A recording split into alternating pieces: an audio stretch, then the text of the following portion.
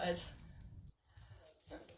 Hey guys, this is Andrea from Enabling Progress Conversations around the NDIS. I am here with a friend, colleague, and long-term friend of the show. You've been with us before this was even an idea. We have indeed, yes.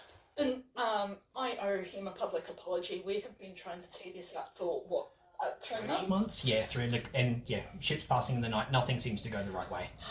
I know. But you and I have been busy. As I've said over on YouTube, I'm now back in community pharmacy. Yes. And look, your customer service never changes, but there has been a lot of things that's changed. However, guys, Andrew has been so busy since we last caught up.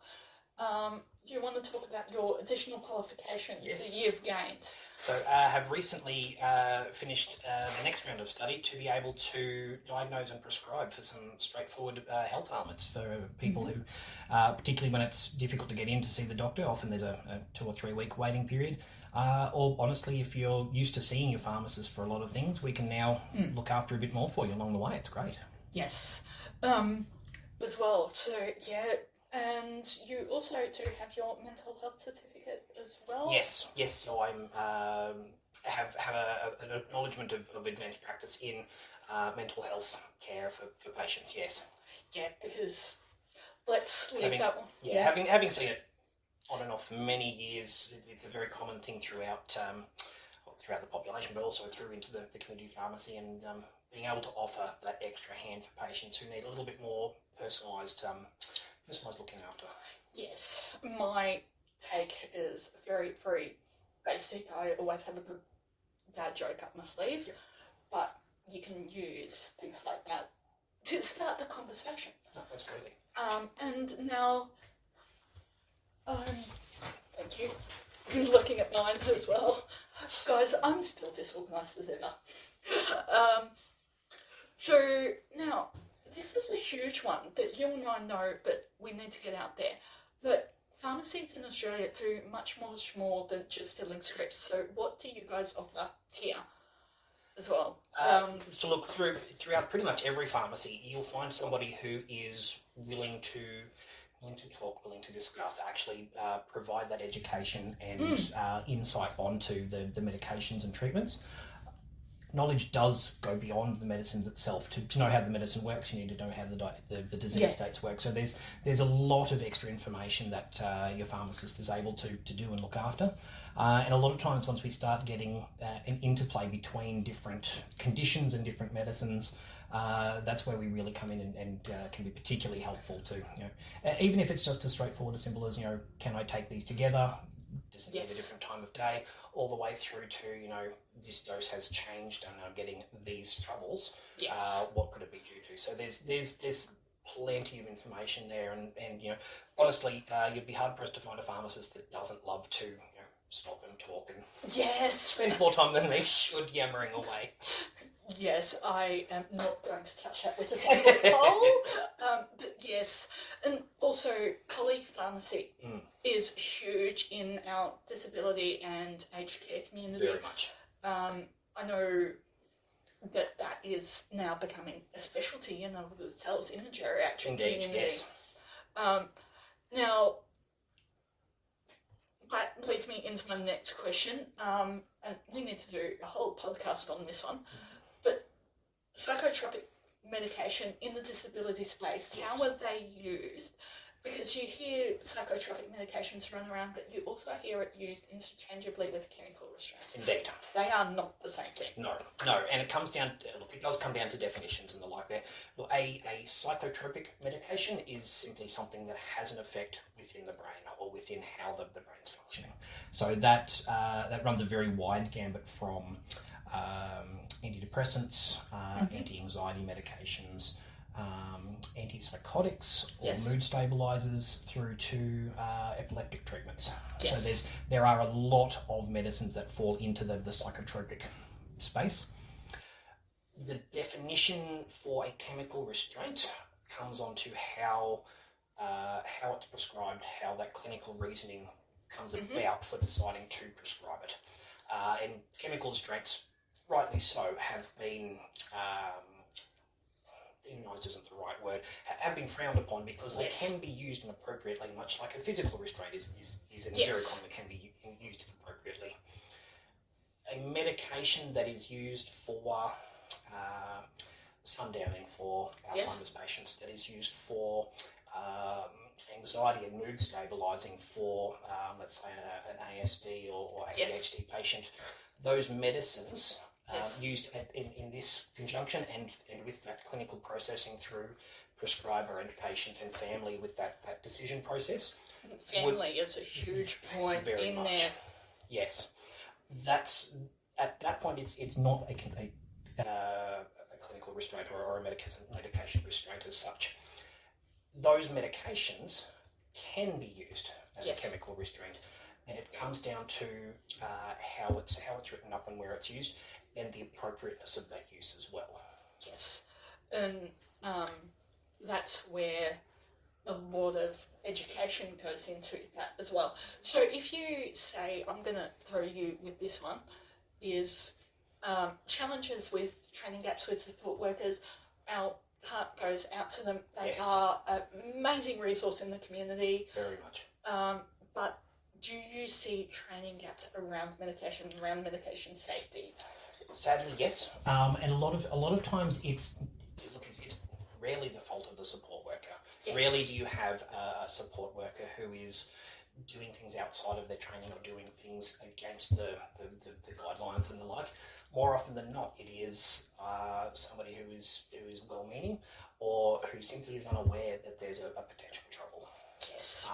And look, this circles back to that idea of having a conversation with the pharmacist, the family, the prescriber. It's often difficult to be able to have a discussion with the prescriber. They're more pressed for time than most of us. Yes, they are. But that's probably the joy I have in pharmacy is the ability to be readily available, be very present within the community and able to be found, and to be able to offer high quality, accurate and personalised information for the patients that are there. So the care workers and the people who are there looking after them, the biggest thing is if there's any inkling of doubt or unsurety, you have processes, I imagine, within your facilities and within your businesses to work within.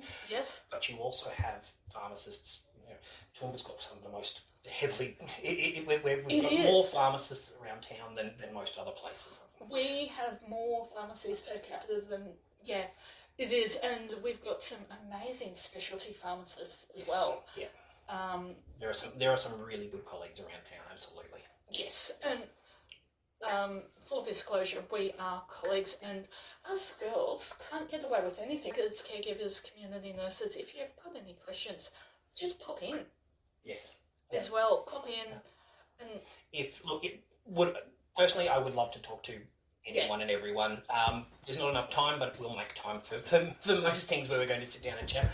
If your clients have an existing pharmacy that's looking after them well, even if you yourselves have an existing pharmacy that's looking after, that you know has looked after you well, use that resource. That ability to have the more personal interaction is always helpful. A bit more knowledge, a bit more understanding behind the information that's given. And consumer medication information, you guys can put that out. Yes. If someone was confused about a medication, how it's used, why someone might get grumpy if they've missed a dose, or that's it. And also, you guys are. Sorry, I lost my train of thought there. I was going to say on that. So your CMI, the consumer medication information, is a very good sheet brought out by the company that manufactures, and it's got the information that's readily available for everyone. The why, when, and how sort of idea. If there are multiple medicines, if there is complex regimes, other things like that, more often than not, you can actually have a chat with the pharmacist with what's called a meds check. Yes. It's a free program for patients that is subsidised for the pharmacist to sit down for 20 to 30 minutes, run through all the medicines, what they're there for, why they're there, how they interact with each other, and their best way to approach it. So it's a very effective way of getting more information about your meds. And also, if you're taking that herbal supplement and wondering why you're getting the weird rash. I know that's a left field one, but this is another thing that a lot of people don't realise is some herbs and supplements and even foods can interact. I know. If you're taking something to try to have an effect in your body, if it's more than just a standard plate of food, then we would consider that a drug, regardless of if it's pulled off a tree, made in a lab, put in a bottle. It's all of these things that go in. We're trying to get a chemical to the right levels in the body to have an effect, and they can all interact. If something can do something in your body at a particular dose, it can have side effects. That's pretty much the way it goes. Yes, I'm addicted to a very socially acceptable chemical called caffeine. Yes. It's the new opium den. It is. Now, also, you guys are NDIS registered. We are indeed, yes. Yes, that is, can I shout out to you guys personally, that me at times has been an absolute godsend, especially with some of my weird left field requests. It's what pharmacy specialises in, and look, the NDIS works alongside our offering with pharmacy as well. Pharmacy, we've always had that individualised approach for the patient, the ability to discuss, find out what's needed, what's not needed, and then to find sourcing for different things along the way. And the NDIS is a very logical next step for us to be able to access things outside of straight medicines and the like for patients who are in the need. Exactly. And also, I've lost my train of thought. My poor editor. So now, if someone was to consider pharmacy, whether it be cashiering, assistant, right up to advanced practice, what advice would you give them? Make sure that you like to discuss things with patients. Yes. Pharmacy is an incredibly personal job where you're going to be talking to the full gambit of society that walks in. You will have the lovely person you look forward to seeing. You'll have the person who will call you 5 times a day who, while well-meaning and simply unsure, can become grating. Yes. You'll have patients that you don't like dealing with, and in the end, each and every person needs to be able to be looked after the same way. So it's a fairly standardised thing for anything in healthcare, and even for somebody who's looking for, simply working as a pharmacy assistant or being within the pharmacy, not as a pharmacist, you will be involved in their healthcare, and you will have an ability to look after people and help them out through their daily life. And I have full consent to share this. I've had one family where I've literally seen mum get pregnant and now the kids are in high school. I'm like, when did that happen? That's very scary to happen, yes. And it does happen more than you think about as well. And you do get attached to your regulars. And that's the thing about having, I don't know what your perspective is on this, but this is my perspective on it. Having a regular pharmacy, you can pick up when something's wrong, when they're feeling a bit down. When Mr. Smith with their care worker comes in every Tuesday, he comes in with a different one and he doesn't get his jelly bean. You may not be able to solve it, but you can say, oh, do you not want your jelly beans? And start that conversation around, is there someone we can call for them? We may not be able to fix it, but we do have that space of maybe calling someone. Is it that he's realised that the jelly beans are affecting his teeth, and so we need to go over the sugar-free ones? Some of the more important and pertinent conversations you have with patients is when you see them that often, when you know who they are and you know how that interaction is going to go. Some of the most helpful interactions I've had with patients is not when they've come in to ask a medical question, but when you're talking to them and you've picked up on something and something just drops in the conversation, and you're able to be there to either help them straight away or be able to find someone who can give them that assistance. Yes. It is quite a heartwarming part of the job when you get to the end as well. And also, you have to... No, that's an inside thought. And also, that's another skill. You need to be able to keep the thoughts inside your head very much. Yes. So inside voice, inside face. Yes. And look, I never thought my subject that helps me most is actually drama, being able to keep that straight poker face.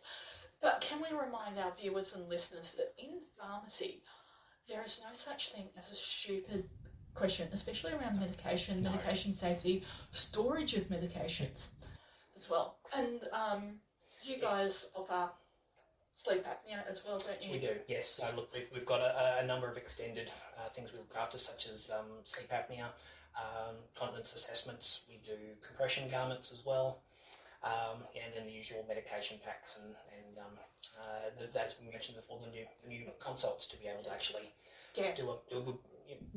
We've learned how to do correct physical examinations and diagnostic procedures, and if needed, prescribe. Yes, and dose administration aids, commonly known as blister pack, often used in the disabled community, and they can be a godsend for support workers, care workers and community nurses as well. But if you're not sure, if someone's given something and you're not sure, always just ring in.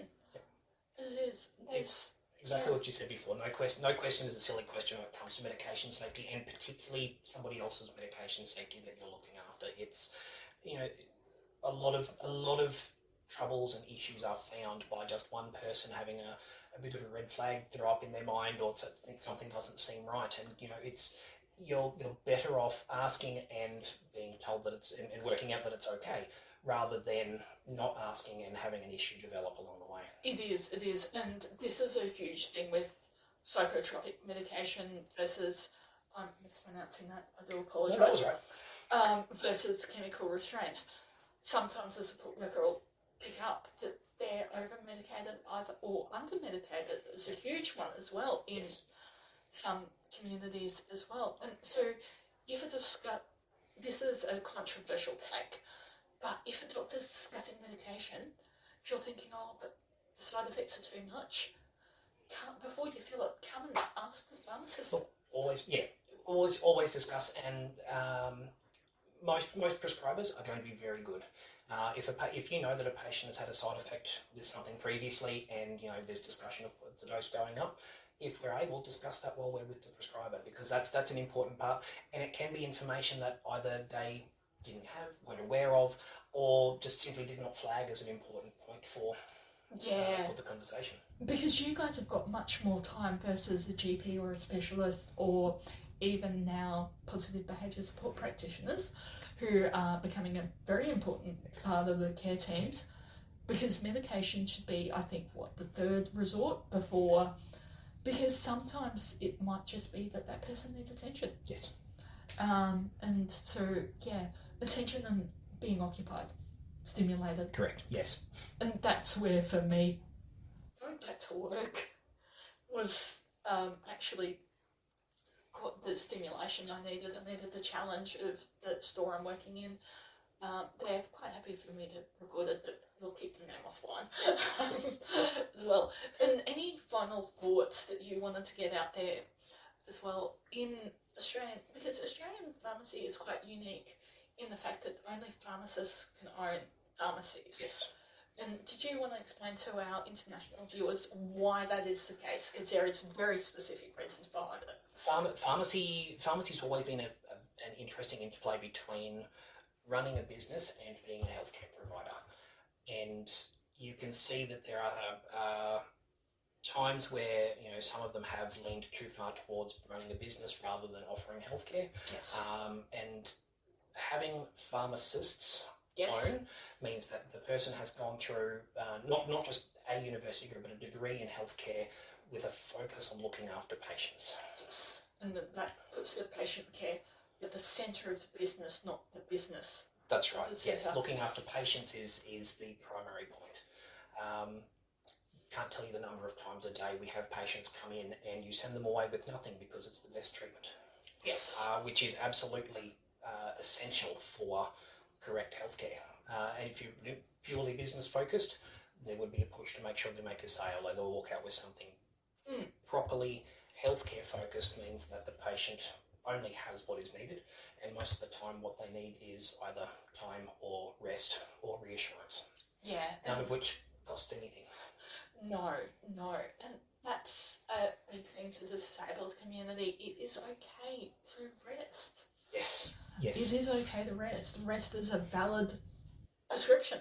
Yeah. And also, you will hear the funniest pronunciations of medications and things in here, and that's where drama is a huge part of it as well. But again, there's no such thing as a stupid question. Not even a little, no. No, and also, like, I was going to say something again, and it seems to be any pharmacy that I've worked in this area and outside this area, that they will go out of their way to find mobility aids and stuff like that as well, because there's so many different suppliers now. Yeah. Well, look, that ties in with our idea with working with the NDIS as well. Is there's you say you want a mobility scooter. There's 30 options out there, and it's like walking into a car dealership. Yes. We can finance this. The reason we like doing it through the pharmacy is that we can actually work with different suppliers. We can look at different things. We can actually get information on what it is that you're needing for your particular service or help with the disability, or even consumable products, finding out what's going to help. Job. Yes. And that's the big thing, is you guys have got access to the allied health professionals around town. You may, because some of the prescriptions you guys see may not be for a medication. It might be for a wheelie walker. It might be for compression boots. It might be for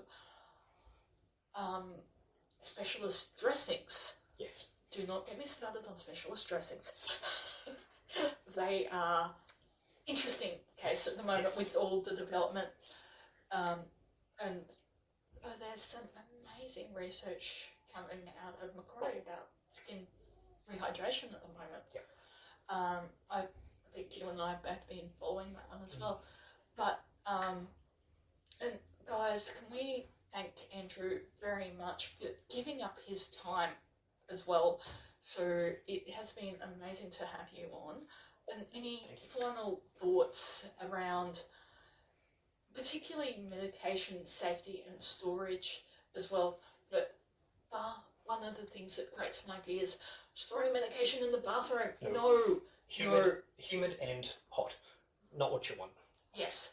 And people who may not supposedly have it, or may not be safe around it, or if you've got pets, I've heard of pets swallowing medication. That's right. It does actually happen. So where is the ideal place to store medications? Generally up higher than is going to be easily reached by children or pets. You don't want to be above the stove or oven, which is going to get warmer than it should. Look, everyone's house and everything is going to be different, but often, say it can be in your own bedroom itself, up and out of the way, all in the one place. Items that are temperature sensitive, because we live in Queensland, and I don't think any drug company ever has considered Queensland in summer. There are temperature sensitive items that while normally don't have to live in the fridge, it's not a bad idea to be in the fridge for some of these items. Did you? No, you can't list them. But yeah, temperature sensitive. Talk to your pharmacist about where you are. Location sensitive. Never even considered location sensitive. As well, because we're in spring and it's already up to 28 degrees. It was 32 yesterday, yeah, miserable. Yes, I was in a luxury vehicle and I was not complaining. No, I like my little air-conditioned box each day, yes. Yes, and you are specialist in your community, because there's different pathways in pharmacy that you can go. Yep. Yeah, my greatest respect goes out to those who specialise in Polypharmacy, clinical as well. I don't have the brains to do it. I'm quite happy to be on the front counter and cashier. Whereas I'm happily obsessive enough to really dive into a lot of that, so yes. And that's the thing, pharmacy brings in a lot of diverse people, even within the teams itself. So thank you very much for coming on the show and the podcast as well. And guys, if you're in Toowoomba, definitely give Andrew some love as well. Amazing team as well, and very lucky to have the team we have here, absolutely. And I think you said on the previous episode, the team can make or break a pharmacy. I guarantee it makes or breaks, yes. Yeah, and a well-trained, well-run team is like a ship. It just runs like clockwork. You can't tell I work in the industry. Yeah, no, you've done this before. Yeah, no, because guys, we are hoping to record in the new studio soon.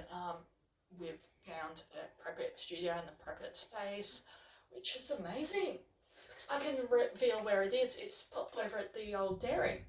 So nice. in Toowoomba, we actually have a heritage listed dairy, and Toowoomba is a very small place. My father and grandfather used to work there, but has been converted into a really funky art space, YouTube and recording studio. So that's where we are going to be moving very, very soon as well. Excellent. Congratulations. I know, it's been a hard slog.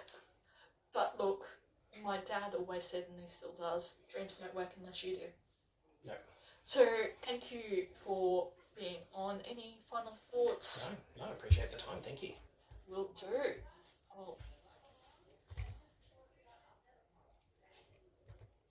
That one has stopped.